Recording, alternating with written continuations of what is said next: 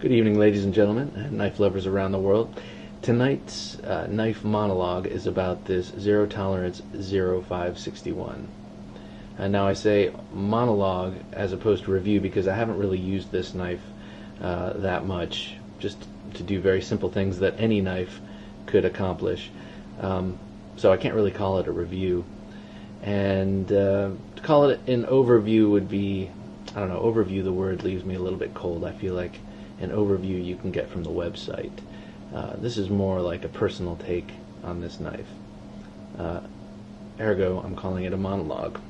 Anyway, the ZT0561 is a Rick Hinderer zero tolerance collaboration, and the 0561, is a reference to the Coyote Brown G10 scale. The 0560, the original version of this knife, has a black G10 scale on the presentation side of the knife. Now you can take a look at this and know right away that Rick Hinderer had his hands all over it. The blade shape design, the pronounced flipper and the shape of the flipper, the beautiful swedge on top, and the shape of the handle, they all kind of scream Rick Hinderer. I do not own any actual Rick Hinderer knives. I have this and I have the Cryo, which are both beautiful looking knives. Mind you, they do not approach the custom quality and beauty of his custom made blades, but for someone who's not really into spending that kind of money on a custom knife, though I would love to, this is a beautiful and excellent proxy. This knife came to me used by a member of Blade Forums, Dura Ace, and he took beautiful care of this knife, so it was like getting a brand new knife. Plus he put on this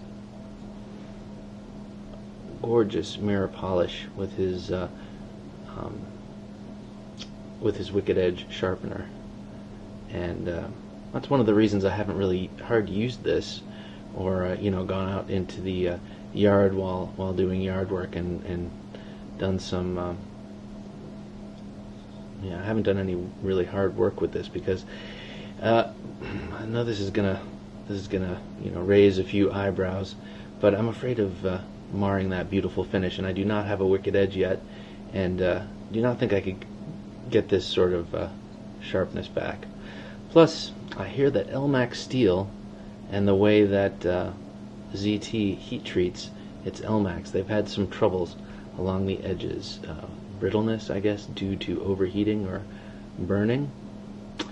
But that notwithstanding, this is an excellent blade, especially if you see it as something that you're going to put in your pocket and use for those random tasks that pop up, or if you look at it as a sort of self-defense blade.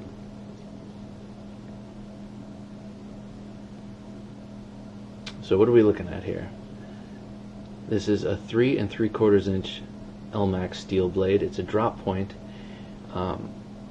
and I always associate drop point blades with a sort of bushcrafting or outdoor style blade, but to me this is much more aggressive looking, and I think it's the beautiful swedge along the top.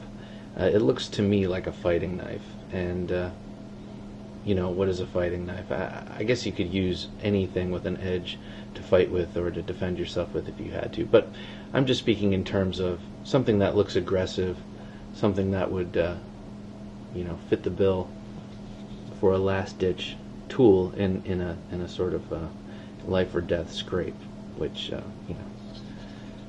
is never an issue for me. This is just my unprofessional opinion. So 3 3/4 inch Elmax steel. You've got the this really nice jimping on the top. It's a wide cut jimping, much wider than something like a Spyderco, but just as effective. It's just sharp enough, but not too sharp that it's annoying to my thumb. You've got these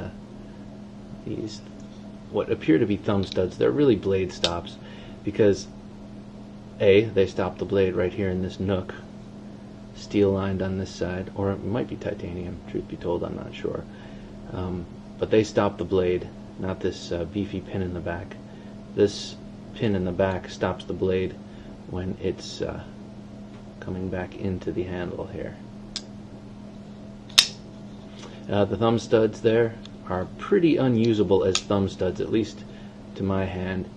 You could force it out, but a lot of pressure comes against this clip and against the lock when you're trying to actuate it with this thumb stud on that side. So if you need to use the thumb stud, it's best to use the middle finger flick with this knife, in my experience.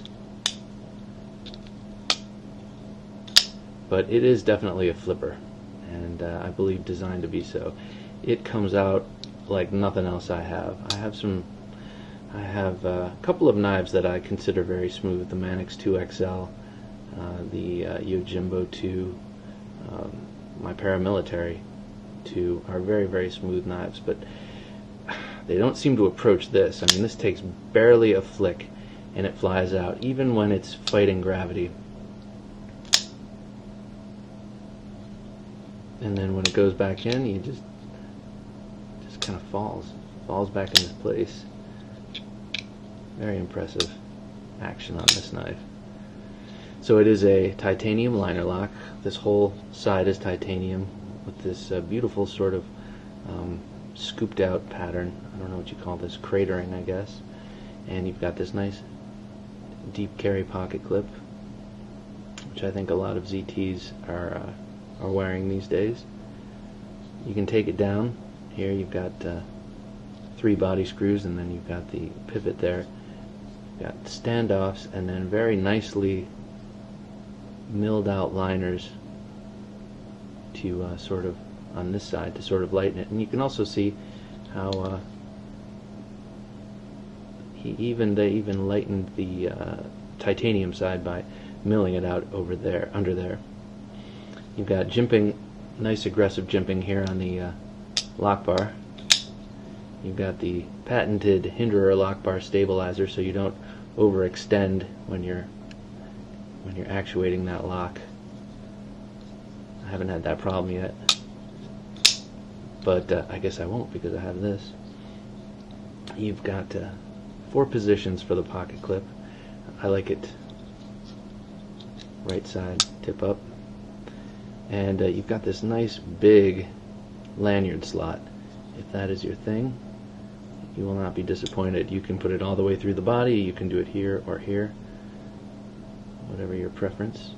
Looks a little dusty there. Should have blown this out with some compressed air before I began this monologue. But there you have it. You got this grind that comes about 3/4 of the way up. It is a flat grind. To my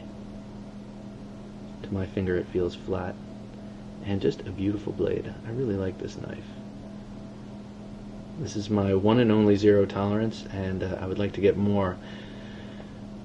There's so many knives I want to get.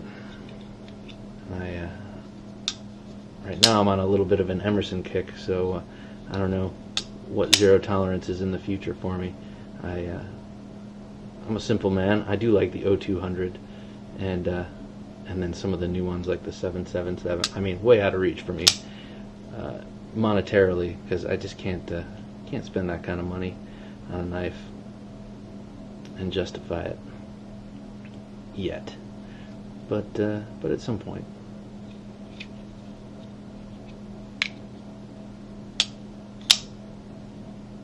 Just a beautiful knife. It's got a nice stonewash finish that's really appealing to my eye. It's got a thick blade stock, and I have not measured that. I'm betting it's 1/8 of an inch. And this swedge here, very, very nice. It's very aesthetic to me. It also lightens the blade and goes away right towards the tip, so you got a lot of tip strength there. It's a very sharp knife. I'm not sure what it was like out of the box. I can only assume it was quite sharp. Well, that got stuck there.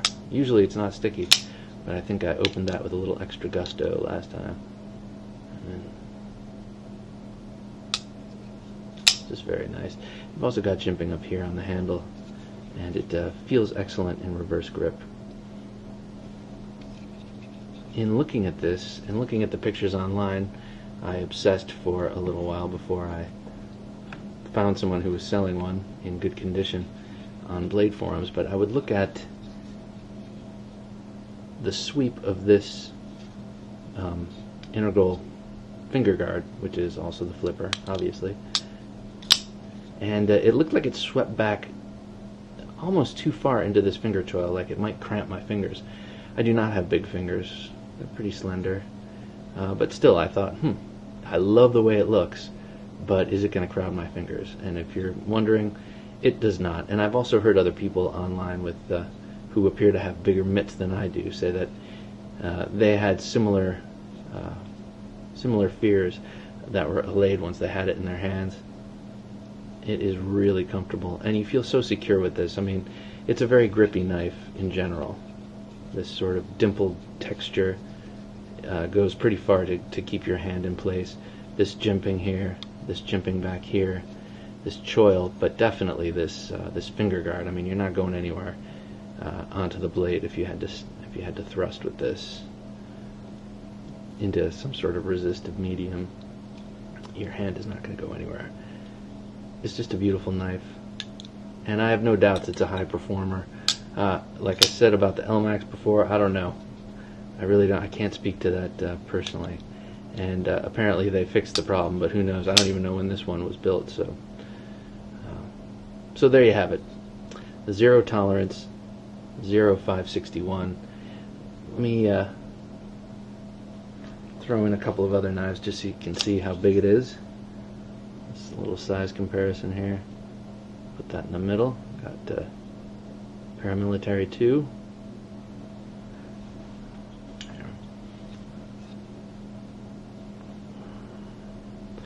I realize with the parallax of my angle, it's going to throw everything off a little bit, but basically, so you got your 4-inch blade, you've got your Paramilitary, very common, and you have this ZT0560 right in the middle.